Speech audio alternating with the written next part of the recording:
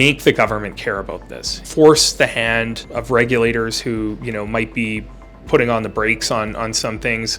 We need to keep the momentum going. Get involved. I mean, if you have questions about how the legislative process works, call the Canadian Blockchain Consortium. We can make crypto a more important industry in Canada.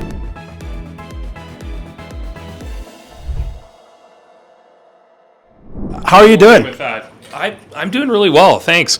Happy to be hosting day 4 of the Canadian Blockchain Consortium's co-sponsored trade mission. So our Osler Calgary office is the sponsor today.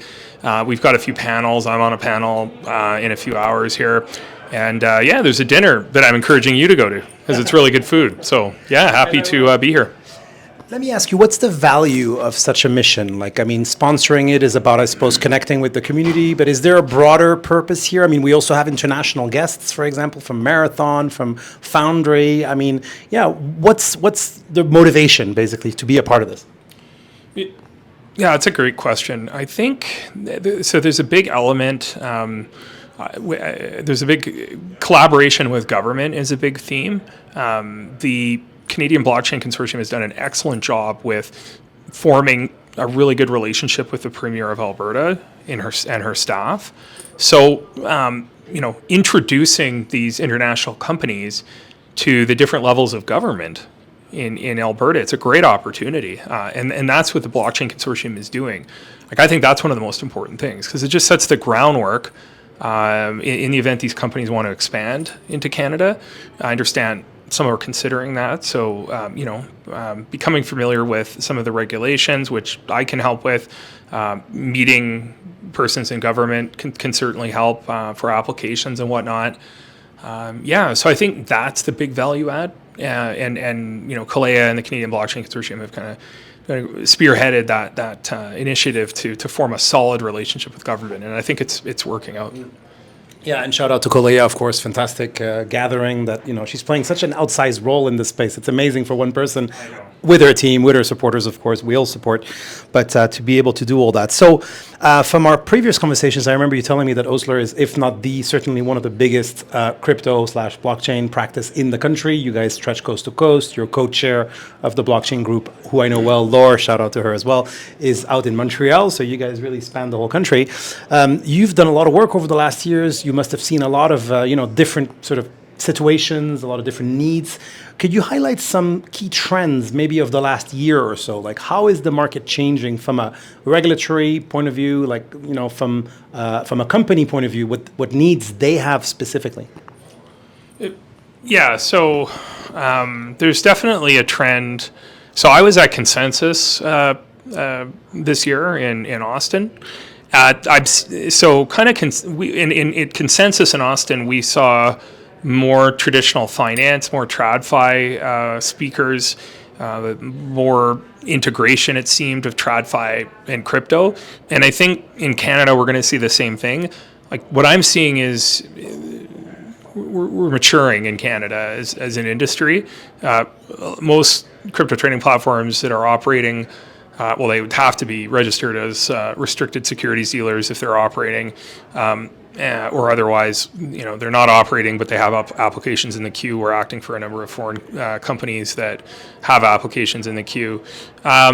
And then all of these companies have to graduate to become full-blown investment dealers with the Canada Investment Regulatory Organization. That was Kalea just saying hi outside. But that's the next level of registration, and it's kind of a higher level of registration. Yeah. And all of the crypto trading platforms are going to be, converting to become full-blown investment dealers with the CIRO, the Canadian Investment Regulatory Organization. That's a huge step, and that's a big sign of the industry maturing in Canada. Also, there's a lot of service providers in Canada. There's some market makers, wallet providers that they're complying with regulation. There's a bit of an issue with stablecoins, so that's kind of the final framework for stablecoin regulation is being worked out right now, and we should hear something shortly on that. I would think. So those are some thoughts I have. I mean, and I've worked with some clients that are issuing NFTs for brands as a way to promote engagement with the brand's consumers. So that's kind of an interesting way to use NFTs. I act for Bitcoin miners. In good times and bad in Canada, some companies unfortunately, get into disputes with each other, and we can of course help with those.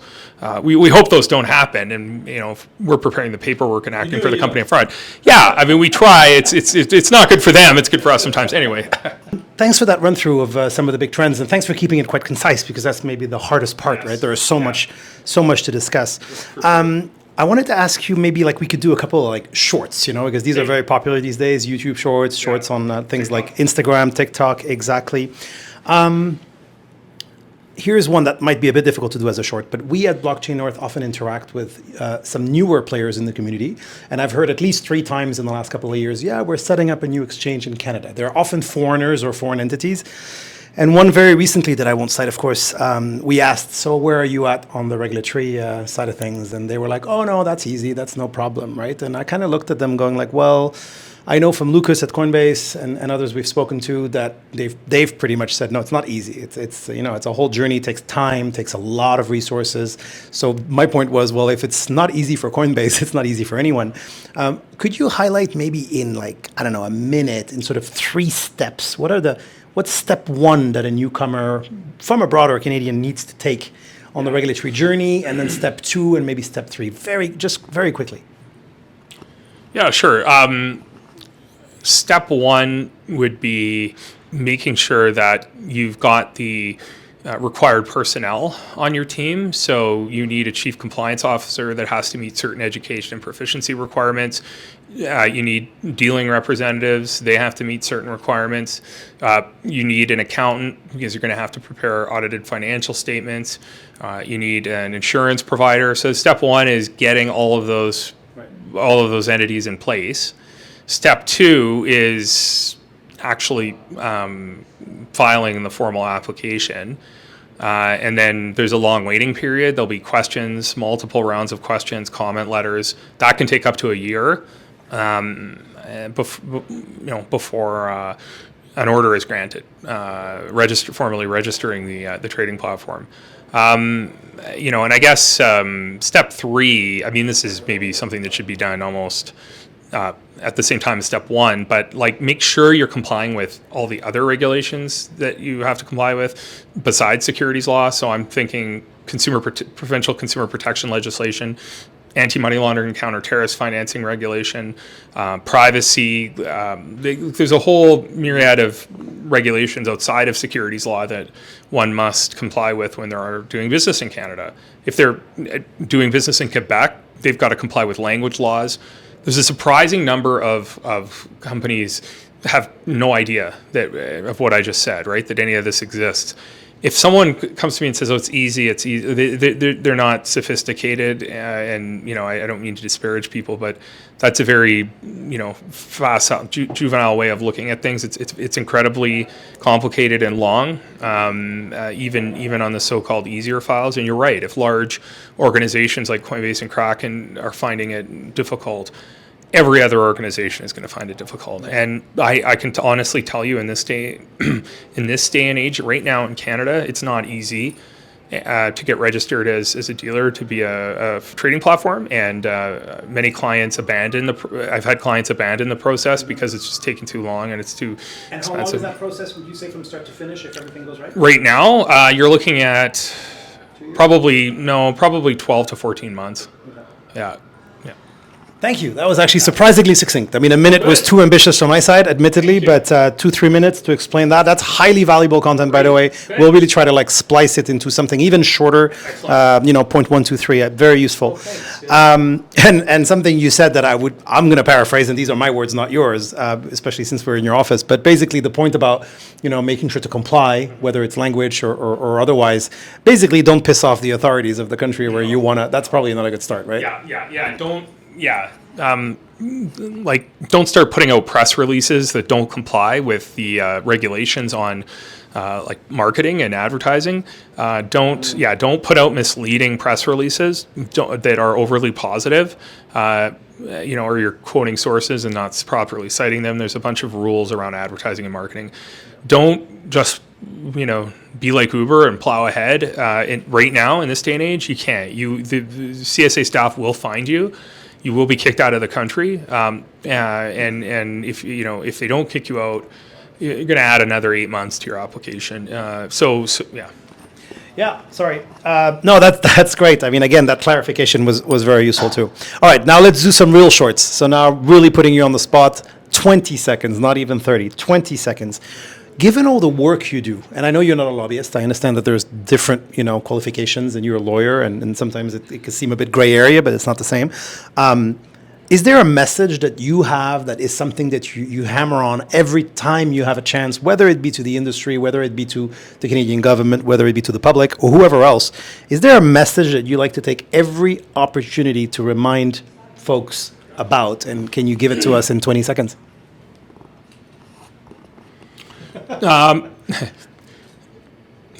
a holistic view of the regulatory environment, consider all applicable regulations, and implement your policies. It's not good enough to have a nice set of polished $20,000 policies in your drawer if you're not using them and not implementing them. You have to actually implement your policies and take a holistic approach, because there's a bunch of regulations that apply that you might not be aware of. Great. Cringe. It's great. And I love the fact that you're looking at the camera. That will make it even more engaging. Excellent. Another one I want to ask you on, and that's less of a short, more of a conversation, but it seems to me, not an expert in regulation by any stretch, certainly compared to you, but it does seem like, especially in the US, there is a change in narrative, both at the regulatory level. We've seen Bitcoin ETFs approved. According to most experts, Ethereum ETFs will be approved soon. Yep. We're now seeing Solana ETFs being sort of applied for. And it seems to be going a lot better. There seems to be a lot less resistance, I suppose. And then, of course, there's the political side with Trump calling himself the Bitcoin president. I read yesterday that he'll be, I think, at Bitcoin Miami, or one of the next conferences, might not be Miami. And then the Biden administration and their team are now courting crypto companies because obviously they don't want to be left behind. But maybe more on the SEC side. Do you agree with my description? Have we seen a change in tone? And is that a pivot for you in the history of crypto? Yeah, I mean, I'm candidly not overly familiar with the regulatory process and the legislative process in the U.S. So, but from what I'm seeing, there's definitely been a shift in the tenor, in the tone of the SEC and I guess the legislative branch of government in that country. That definitely, leading up to this election in November, for the first time in my recollection, of course, I've been in the industry for over 10 years, over 11 years actually now. I have never seen crypto become this much of a political issue in a presidential election year ever. That's a great thing. That's a very good thing. It's being talked about.